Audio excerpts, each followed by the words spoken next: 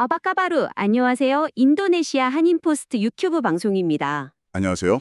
오늘 저희는요, 2025년 8월 25일자 한인포스트 기사인데요. 정말 좀 충격적인 내용입니다.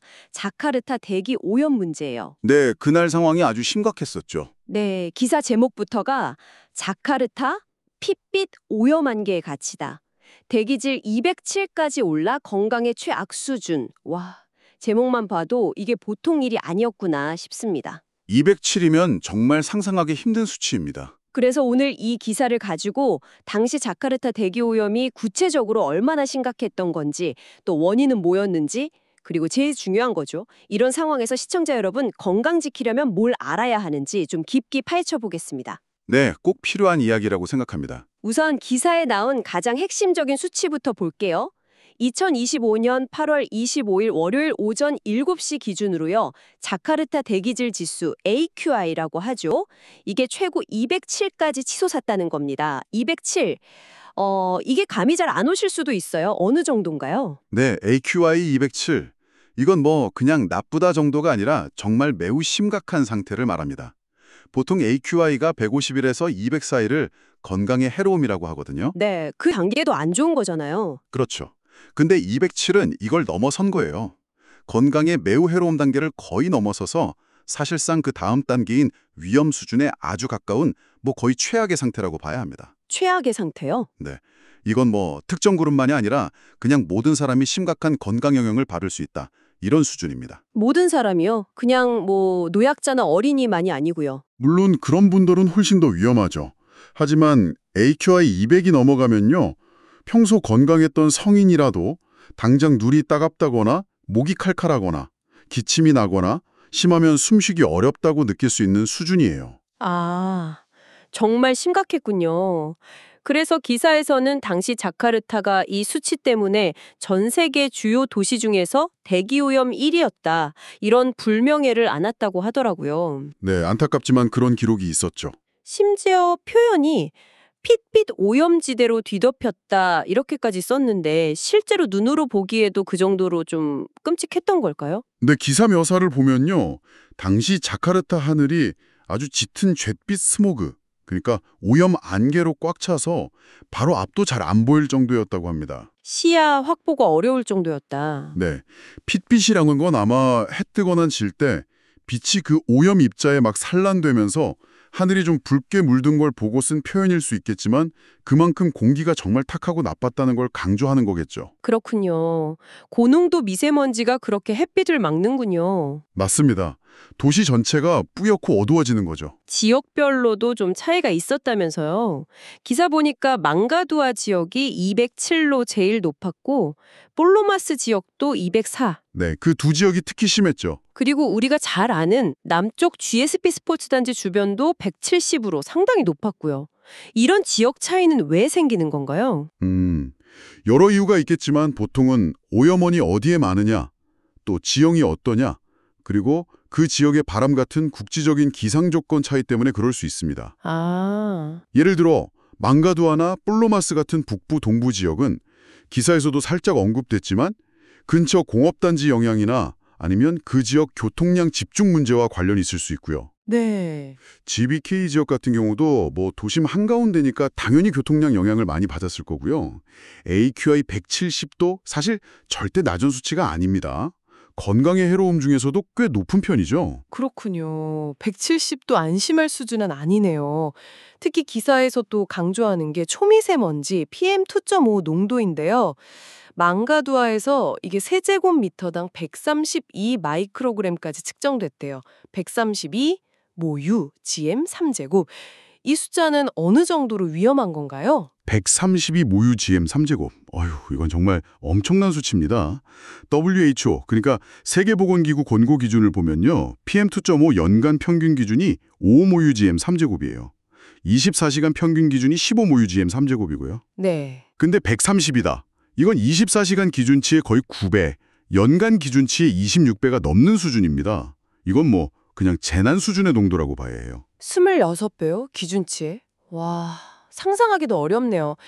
시청자 여러분도 PM2.5, PM2.5 많이 들어보셨을 텐데 이게 왜 이렇게 위험한지 다시 한번 좀 설명해 주시겠어요? 네, PM2.5는 입자지름이 2.5 마이크로미터 이하인 먼지잖아요. 머리카락 굵기 한 30분의 1 정도밖에 안 돼요. 정말 작네요. 네, 너무 작아서 우리 코나 기도에서 걸러지지가 않아요. 그래서 폐 가장 깊숙한 곳, 폐포까지 그냥 바로 침투해버립니다. 폐포까지 바로요? 네, 근데 더 심각한 건 이 작은 입자들이 폐포에 있는 모세혈관을 통해서 피 속으로, 그러니까 혈액으로까지 들어갈 수 있다는 거예요. 헐, 혈액으로요? 먼지가요? 그게 어떤 문제를 일으키는데요? 일단 피를 타고 온몸을 돌면서 염증 반응을 일으킬 수 있어요. 짧게는 기침, 호흡곤란, 천식 악화, 급성기관지염, 폐렴 같은 호흡기 질환을 일으키거나 나쁘게 만들고요. 네. 길게 보면 이게 심근경색이나 뇌졸중 같은 심혈관 질환, 또 폐암 발생 위험을 높인다는 연구 결과가 굉장히 많습니다. 심지어는 인지기능 저하나 치매 같은 뇌질환하고도 관련이 있다는 이야기도 나오고 있고요. 와, 정말 조용한 살인자라고 불릴만 하죠. 이런 공기를 매일 마신다고 생각하면 아찔합니다, 정말.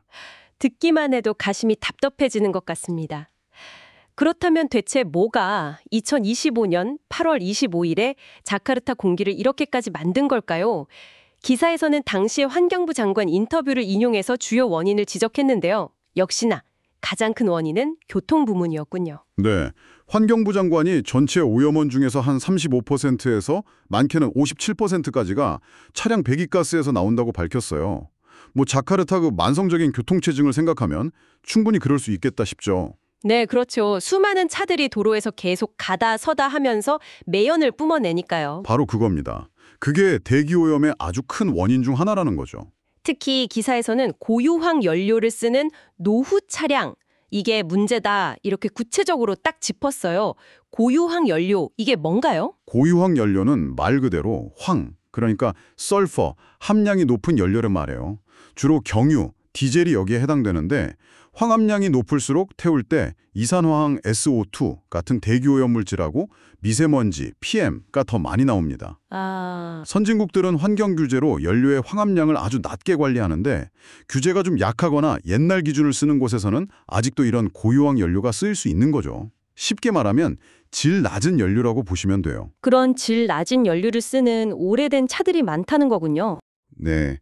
게다가 노후 차량들은 정비도 잘 안 돼 있고 매연 줄이는 장치 같은 것도 오래돼서 재기능을 못하는 경우가 많으니까 오염물질을 훨씬 더 많이 내뿜게 되죠. 그러네요. 엔진 효율도 떨어질 테고요. 정확합니다.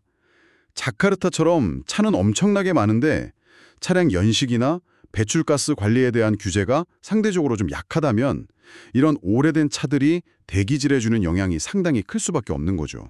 근데 기사를 보면 차량 문제만 있었던 건 아닌 것 같아요. 그때 기상 조건도 상황을 아주 안 좋게 만들었다고 하던데요. 아, 네. 그게 또 굉장히 중요합니다. 아무리 오염물질 배출이 많아도 바람이 시원하게 불어주면 이게 흩어지고 퍼지면서 농도가 낮아질 수 있거든요. 네. 그런데 기사에 따르면 그날 자카르타는 며칠 동안 바람이 거의 안 부는 대기 정체 현상이 계속됐다고 해요.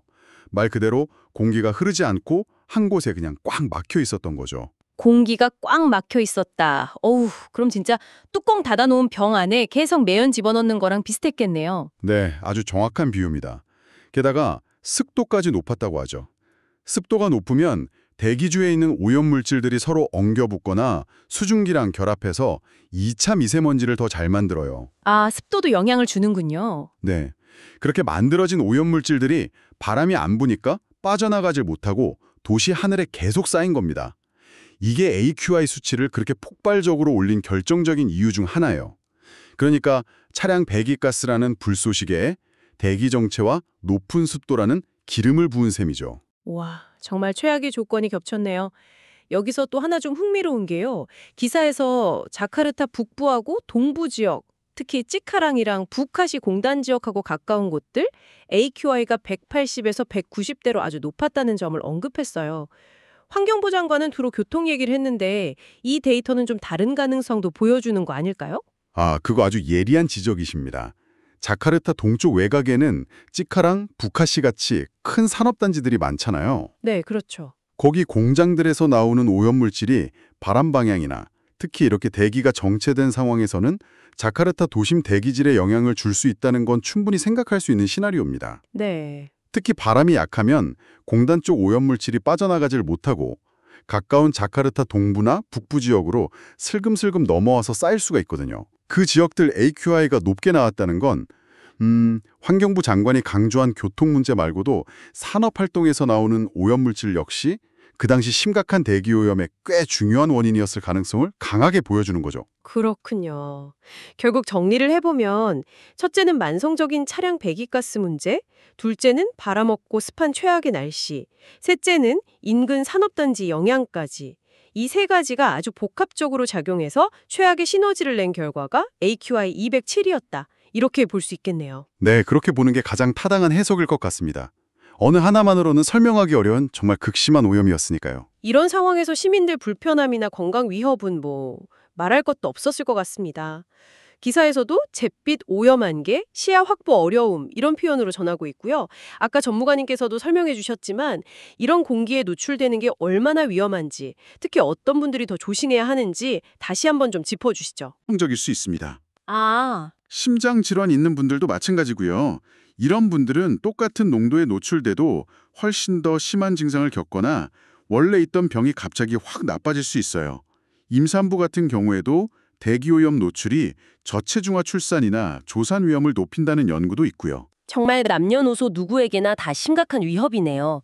그래서 당시 정부나 관련 기관에서도 시민들한테 건강보호 행동 요령을 막 권고했다고 해요. 그날뿐만 아니라 앞으로도 자카르타나 다른 대도시에서 비슷한 일이 생길 수 있으니까 시청자 여러분께서도 이 권고사항들을 잘 기억해 두시면 좋을 것 같습니다. 어떤 내용들이었죠? 네, 가장 기본적이면서도 아주 중요한 것들이었습니다. 첫째는 불필요한 야외 활동은 가능한 한 삼가라는 거였고요. 특히 오염 농도가 높을 때는 외출을 자제하는 게 최선이죠. 네. 둘째, 어쩔 수 없이 나가야 한다면 반드시 KF94 등급 이상 아니면 N95 같이 미세먼지 차단 효과가 확실히 검증된 보건용 마스크를 꼭 써야 합니다. 아, 그냥 일반 마스크는 안 되는군요. 네, 일반 덴탈 마스크나 천 마스크는 PM2.5를 거의 못 막는다고 보시면 돼요. 효과가 거의 없습니다. KF94 이상 꼭 기억해야겠네요. 또 뭐가 있었죠? 셋째는 실내에 있을 때는 창문하고 문을 꼭 닫아서 바깥에 오염된 공기가 안으로 들어오는 걸 최대한 막아야 하고요. 넷째, 가능하다면 실내 공기청정기를 틀어서 실내 공기질을 관리하는 게 도움이 됩니다. 특히 헤파 필터, HEPA 필터가 달린 공기청정기가 초미세먼지 제거에 효과가 좋죠. 네 가지네요. 외출 자제, 고성능 마스크 착용, 실내 공기 차단, 그리고 공기청정기 사용 꼭 기억해야겠습니다. 네, 사실 이런 개인적인 노력만으로는 이게 근본적인 해결책이 되긴 좀 어렵지 않나 이런 생각도 들어요. 기사 마지막 부분에서도 그런 점을 좀 지적하고 있죠. 맞습니다. 지금 말씀드린 이런 개인적인 대응 방법들은 당장 내가 마시는 공기의 질을 조금이라도 개선하기 위한 최소한의 방어 조치일 뿐이거든요. 문제의 뿌리를 뽑는 건 아니죠. 그쵸? 기사에서도 지적했듯이 자카르타 대기오염은 그날 하루 갑자기 생긴 일이 아니라 수십 년 동안 쌓여온 아주 고질적인 문제입니다. 따라서 이런 끔찍한 오염 사태가 다시는 반복되지 않게 하려면 정부 차원에서 훨씬 더 강력하고 또 실제로 효과가 있는 그런 장기적인 정책을 밀어붙이는 게 반드시 필요합니다. 예를 들면 어떤 정책들이 있을까요? 아까 원인으로 지적됐던 부분들을 개선하는 방향으로 가야겠죠. 첫째로 교통 쪽에서는 오래된 경유차 운행 제한을 더 강화하고 대중교통 시스템을 정말 획기적으로 늘리고 개선해야 합니다.